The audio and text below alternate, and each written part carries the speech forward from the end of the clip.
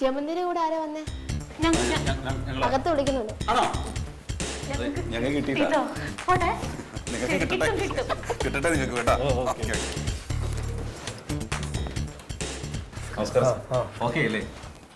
അല്ല ഓക്കെ ആവണോ വേണ്ടത് നമുക്ക് പിന്നെ തീരുമാനിക്കാം. ആരാ നമ്മുടെ? ഞാൻ ഭർത്താവാണ് കനകൻ. ഇത് എന്റെ സഹോദരി കനകി. പേരെന്താ? തങ്കം. തങ്കം. ശരി. ഓക്കെ. അതെ, കനകൻ ഒരു കാര്യം മനസ്സിലാക്കണം. കാരണം ഇവിടെ ഇപ്പോൾ ഒരു 90% ആൾക്കാരും അഭിനയമോഹമായിട്ടാണ് ഓരോ സംവിധായകന്റെ അടുത്തേക്ക് വരുന്നുണ്ട്. പക്ഷേ ഈ വരുന്നവർ സ്വയം ഒന്ന് വിലയിരുത്തുന്നത് നന്നായിരിക്കും. എനിക്കിതിന് കഴിയുമോ ഇല്ലയോ എന്ന്. ഈ അഭിനയം എന്ന് പറയുന്നത് ജന്മനാ കിട്ടുന്ന ഒരു സിദ്ധിയാണ്. പക്ഷെ തൻ്റെ ഭാര്യയ്ക്ക് ഇതൊന്നുമില്ല. നന്നായി ചെയ്തില്ലേ? ചെയ്യാത്തതുകൊണ്ടാണല്ലോ ഞാൻ പറഞ്ഞത്. ഇവിടെ ഇപ്പോൾ കാണിച്ചത് അഭിനയമല്ലായിരുന്നു, ഒരുതരം കോഷ്ടിയായിരുന്നു. അതല്ല എൻ്റെ സിനിമയ്ക്ക് ആവശ്യം. അങ്ങനെ വരാൻ വഴിയില്ല. നന്നായിട്ട് ചെയ്തില്ലേ? അത് ഗദ്ഗത ഇടാൻ സാറ് സമ്മതിച്ചില്ല. ആദ്യം തന്നെ ചെയ്ത് കാണിക്കണ്ടേ? പറഞ്ഞിട്ട് എന്താ കാര്യം?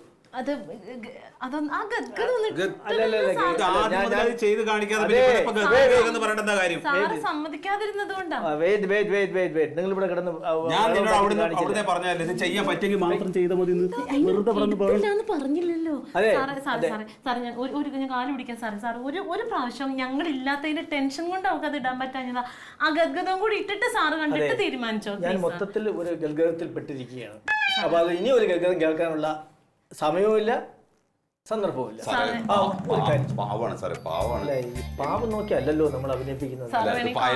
അയൽപക്കത്തുള്ളവരൊക്കെ അറിഞ്ഞു കഴിഞ്ഞു സാറേ ഞാൻ ഈ സിനിമയിൽ.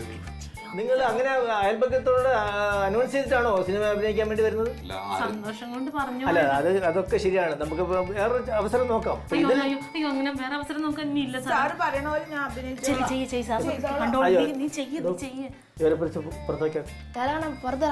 അല്ല ഇറങ്ങണം. പറ്റത്തില്ല. ഇറങ്ങണം സാറേ. ഇങ്ങോട്ട് വാ.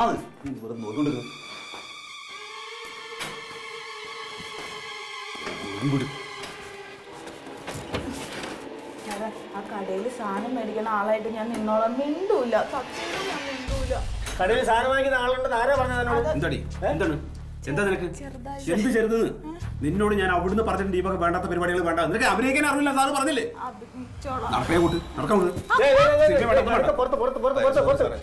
അഭിനയിക്കാൻ അറിയില്ല അവൾക്ക്. ഞാനത് പറഞ്ഞതാണ്. ഇനിയെങ്കിലും പറഞ്ഞ് മനസ്സിലാക്കി കൊടുക്കണം. അഭിനയം പഠിച്ചിട്ട് വരും.